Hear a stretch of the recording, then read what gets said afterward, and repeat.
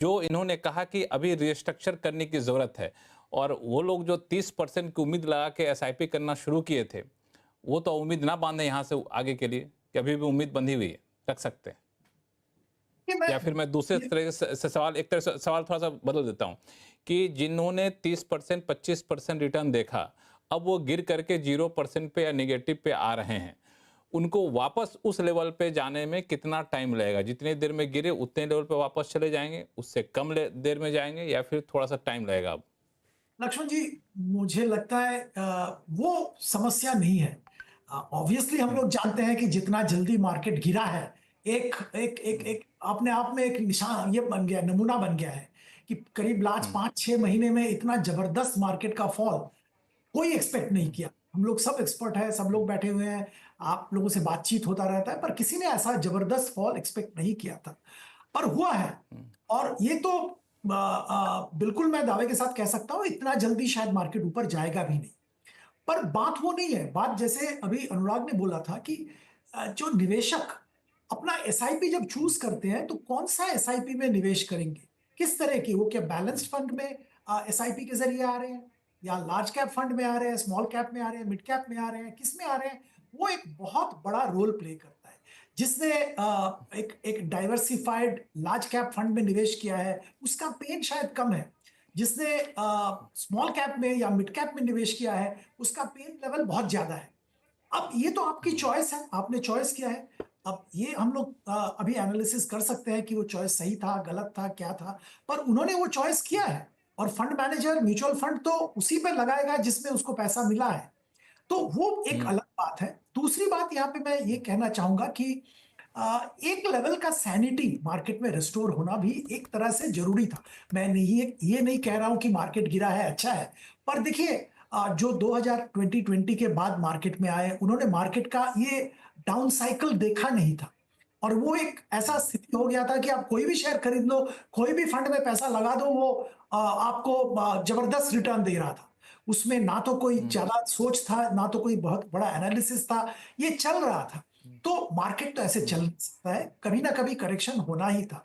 और जैसे हम जानते हैं, हुँ, बात भी करते हैं, वैल्यूएशन अनरियलिस्टिक दिख रहा था बहुत सारे सेक्टर्स में, बहुत सारे स्टॉक्स में, तो करेक्शन वाज़ हुँ, वारंटेड। अब करेक्शन का ट्रिगर क्या होगा, कितना जबरदस्त करेक्शन हुँ, होगा, ये देखने वाली बात थी।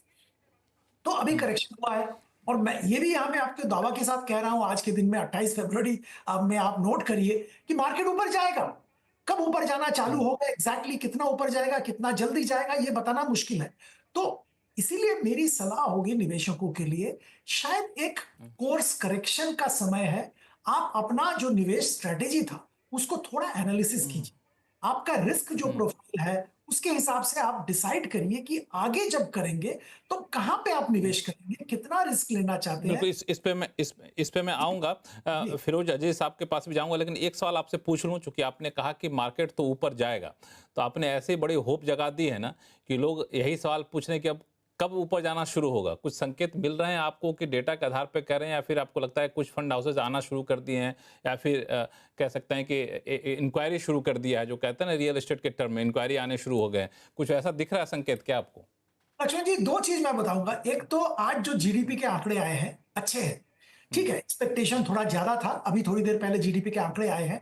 अच्छा जीडीपी का हुँ, आंकड़ा 6.2, और इसको याद करना पड़ेगा कि बेस जो था, वो भी बड़ा था। उस बेस के ऊपर आया है, तो हुँ, आंकड़े हुँ, अच्छे हैं। एक एक हुँ, पॉजिटिव ट्रिगर मैं कह सकता हूँ आया है मार्केट में। दूसरी बात ये है हुँ, कि मार्केट, जैसे फिरोज़ अभी ज़िक्र कर रहा था कि मार्केट जो ईयर का लो पॉइंट उसके आस-पास आ गया है। वो 4 जून का हुँ, जो लोएस्ट पॉइंट था, उसके आसपास आ गया है।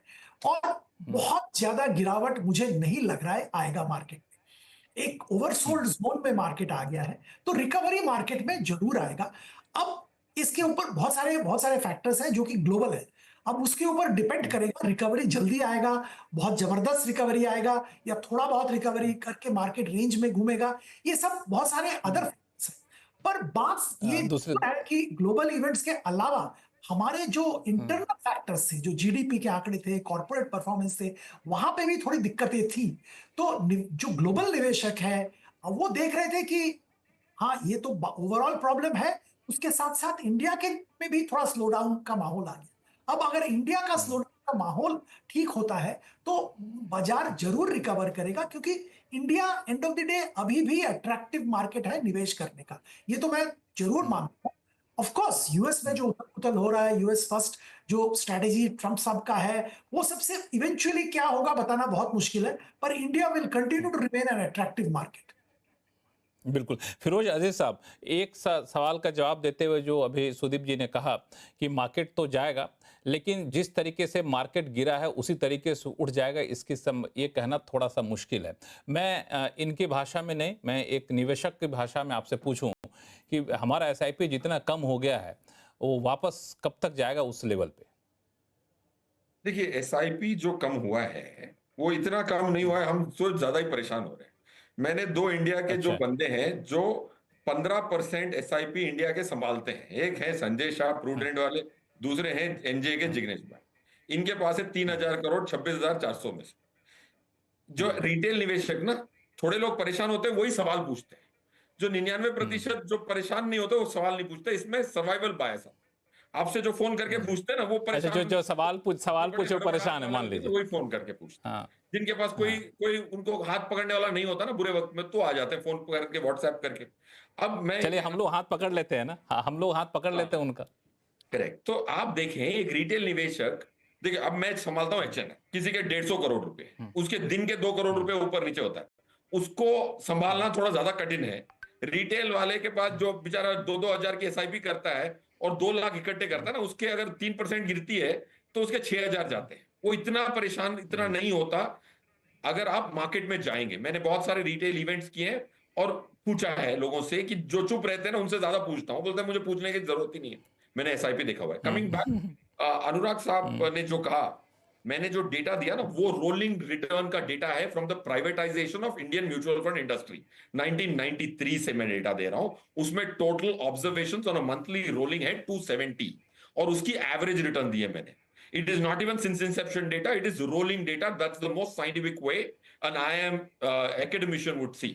Point one. Point two, देखिए इंडिया के जो स्मॉल कैप में बहुत पैसे चले गए हैं कहते हैं, बट 3 लाख करोड़ है मार्क टू मार्केट के बाद। 3 lakh crore out of 30 lakh crore of individuals, 10% ही हुआ है इंडिया की म्यूचुअल फंड इंडस्ट्री से। इंडिया की लास्ट ईयर की हाउस होल्ड सेविंग थी 35 लाख करोड़, उसमें से गया है 27,000 crore, which is less than 1%।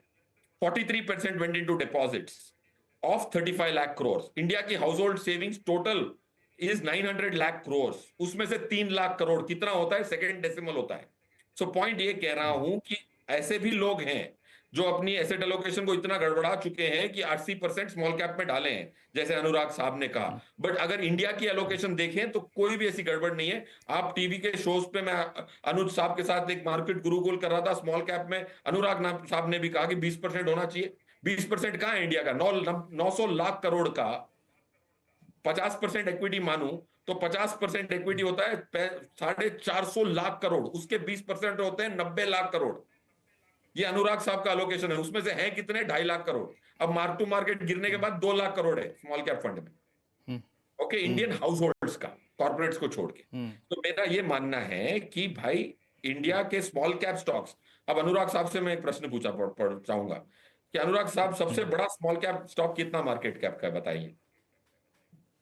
Small cap जो शब्द है, सबसे बड़ा स्मॉल कैप स्टॉक कितने का मार्केट कैप का होगा? अच्छा, मैं तो कोई चर्चा पे नहीं था फिरोज, ऐसा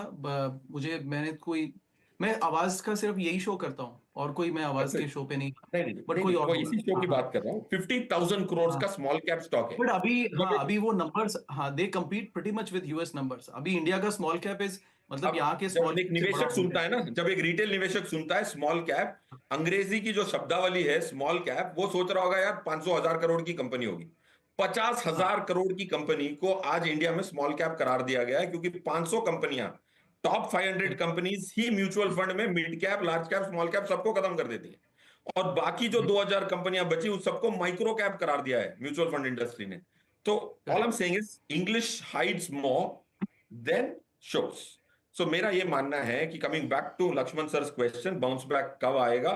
स्मॉल कैप की जो आपकी 1 ईयर की नेगेटिव रिटर्न है, 5-6% की नेगेटिव रिटर्न है परसों तक, वो रिकवरी होनी चाहिए मेरे हिसाब से। आज की अगर आप देखें लॉन्ग शॉट्स और 4-5 बैरोमीटर हम देखते हैं, I think 1 year later you would be surprised if the market is back to another at least 15% from here.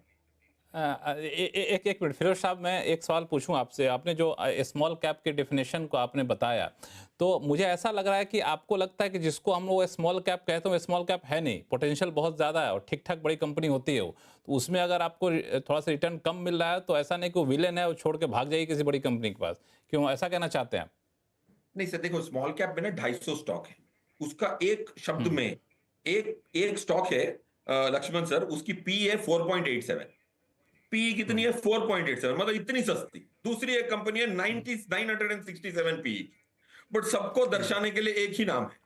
अगर समझो 500 लोग हम शो में हैं और सबका नाम अनुराग हो, चारों लोग, कितनी कंफ्यूज हो जाएगी। वैसे ही 250 लोगों का नाम हमने स्मॉल कैप करार दिया। So it's a very diverse universe. हमारे मॉडल पोर्टफोलियो में 2 स्मॉल कैप फंड्स हैं, दोनों को मैंने आपकी चैनल पे एटलीस्ट 10 बार रेकमेंड किया होगा। इन्वेस्को स्मॉल कैप आज भी निफ्टी से 7% अल्फा निफ्टी को बीट किया है इस साल, as of yesterday, day before yesterday, from 1 April। HDFC small cap Nifty से 1% कम है। इतनी कार्नेज के बाद तो स्मॉल कैप को one size fits all can't do that. I think that will be unfair to the investors. ठीक है, मैं इस पे एक सवाल और लूंगा आपसे, लेकिन पहले अनुराग जी के पास आता हूं। अनुराग जी, आपने जो शुरू में कहा था, जिस पे फिरोज साहब ने रिएक्ट भी किया, कि आपका फंड एलोकेशन कैसा है उस पर काफ़ी हद तक निर्भर करता है, उसको थोड़ा ठीक करना पड़ेगा। हम लोग स्मॉल कैप पे बहुत ज़्यादा चले जाते हैं। आपके हिसाब से फंड एलोकेशन आइडियली क्या होना चाहिए? और अगर अभी किसी ने मान लिया जाए, जैसा कि आपने कहा, स्मॉल कैप में ज़्यादा फंड एलोकेशन कर रखा है, मिड कैप में ज़्यादा कर रखा है, लार्ज कैप में कम कर रखा है, तो ये समय क्या सही है क्या रीबैलेंसिंग करने का, कि नहीं अब थोड़ा रुक जाए, थोड़ा सा उठने तो स्मॉल कैप को भी, जो जितना गिरा है उसी तेजी से थोड़ा बहुत उड़ जाए तो कुछ बेनिफिट रहेगा, कि नहीं अब रीबैलेंसिंग कर लेना चाहिए? हाँ, करेक्ट। ओके, अच्छा, बस एक बार जब फिरोज दोबारा आए तो एक बार एक्सपेक्टेशन रिटर्न्स का मुझे सेटल नहीं हुआ कि कितना एक्सपेक्ट करे इन्वेस्टर। आई थिंक वो इंपॉर्टेंट है। नहीं और फिरोज वो साहब हैं, आप चाहें हाँ, वो आप उनके चाहें पास, तो फिरोज हाँ, साहब से उनके पास सवाल वो पूछ डेटा सकते हैं, ज्यादा आमने हाँ, सामने हो सकता। हाँ, आई एम सर, वो डेटा बेटर होगा उनके पास में।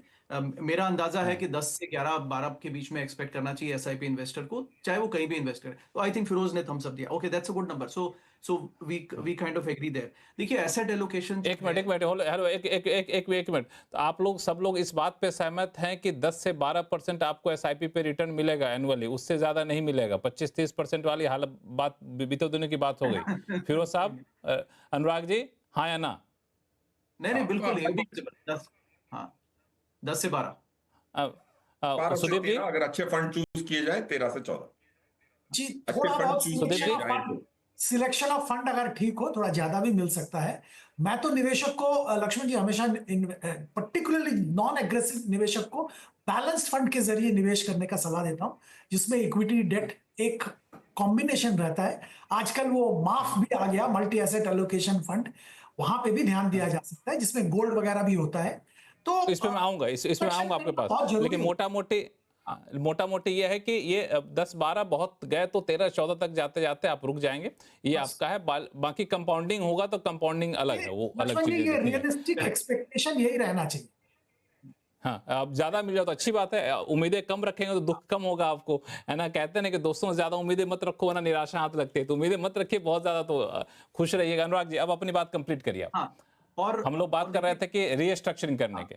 हाँ, तो एक वो तो एसेट एलोकेशन करना है। और देखिए, रिटर्न में कोई ना कोई म्यूचुअल फंड एक कुछ साल आपको कुछ एवरेज में दिखता है, लेकिन ये अगर आप स्टार रेटिंग्स और परफॉर्मेंस देखें तो ये 20 साल पीरियड में काफी उथल पुथल इसमें होता है। तो अल्टीमेटली ऐसा नहीं हो सकता कि सबके सब इन्वेस्टर्स वो अच्छे वाले फंड में ही बैठे हैं जो 14% दे रहा है। ऑन एन एग्रीगेट मार्केट में तो देखिए वही निकलेगा जो इकोनॉमी और +2% निकल रहा है, राइट? दैट्स व्हाई आई से 12%, कि एग्रीगेट इन्वेस्टर को वही मिलेगा। आप कुछ उसमें 4 स्मार्ट बनेंगे तो वो फिर उल्टा भी पड़ सकता है। बट बहरहाल, ठीक है। तो वो एलोकेशन है लक्ष्मण जी, सिंपल। देखिए, आपका एज और रिस्क प्रोफाइल पे डिपेंड करता है, लेकिन 50% large cap, 30% mid slash small slash thematic whatever, and 20% debt, ये होना चाहिए मेरे हिसाब से। और 20% फिर से बताइए, फिर से बताइए। 50% large cap, 50 is large cap, and 30 is mid slash small slash, आपका टोटल, मतलब इट इज दैट।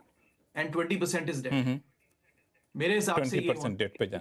बाकी आपका हल्का फुल, बट इंडिया स्टोरी मेरे हिसाब से, बट मैं उसको थोड़ा डिस्टेंस से भी देखता हूँ, is a large cap story, it's not so much a mid cap story. But उसमें मतभेद हो सकता है, उसमें इतना डिबेट की बात नहीं है, but history at least shows that India is a large cap story. और अब बाय द वे अब आपको मिड और स्मॉल इतने मिलते भी नहीं, क्योंकि अब कंपनीज डायरेक्टली पकी पकाई आती हैं, सीधा आईपीओ करती हैं after the private equity invest. तो अब वो भी फ्लेवर देखिए मार्केट का। लक्ष्मण जी, कुछ पास्ट हिस्ट्री उतनी रेलिवेंट भी नहीं है, क्योंकि एक जमाने में हमने अब निफ्टी की आपकी भारतीय एयरटेल देख लीजिए, रिलायंस, इन्फोसिस, टीसीएस देख लीजिए, ये बैंक्स 100-150 बिलियन पे लिस्ट हुए हैं, सॉरी 1-1.5 बिलियन पे लिस्ट हुए हैं, और इनकी वैल्यूएशन 150 बिलियन है, राइट। इन्होंने 200, 300, 400x का रिटर्न दिया है। आज ऐसी कंपनियां नहीं मिलेंगी आपको, और पिछले 10 साल से भी नहीं मिल पा रही हैं, तो वो भी एक रिटर्न्स को इम्पैक्ट करेगा लॉन्ग टर्म में। That's why I also say that flavour of the market is, by बहरहाल आपका ये आंसर है, एसेट एलोकेशन इतना रहना चाहिए। और ये सही टाइम है, सुदीप सर ने जो कहा कि आपकी स्ट्रैटेजी को रीसेट कीजिए और लॉन्ग टर्म में बने रहिए, लेकिन रीसेट दोनों चीजों को, एक आपकी स्ट्रैटेजी एंड सेकंड आपकी उम्मीदें, एक्सपेक्टेशन, जो I think we all have agreed that what is the expectation of the investor. वो इन्वेस्टर जब आएगा तो वो टिका रहेगा, फिर वो डावाडोल नहीं होगा वो कि मेरे कम पे ज्यादा हो गए, बिकॉज ही नोज वो इनफैक्ट वो गिरेगा वो मार्केट तो और खरीदेगा।